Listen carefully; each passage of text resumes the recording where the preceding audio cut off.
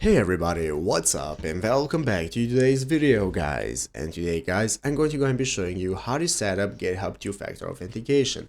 This is a very simple thing to do, so make sure to watch this quick and easy video till the very end and follow my steps correctly so you can make sure this works the same for you and you can do this yourself.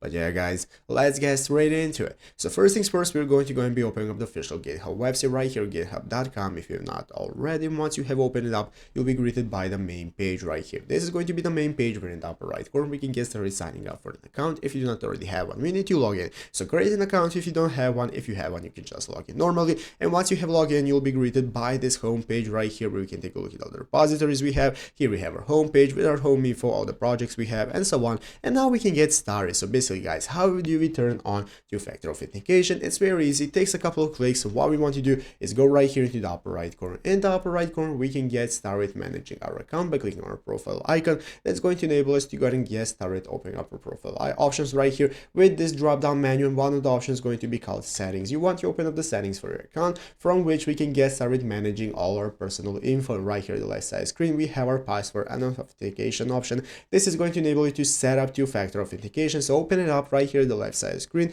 It's going to open up this menu, and now we can get started enabling two-factor authentication by clicking this button. It's going to enable you to set it up and use it when logging in, and it's easy as that. So I hope this video was helpful. If it was, make sure to leave a like, subscribe to the channel. So you guys, thanks for watching, take care, and bye.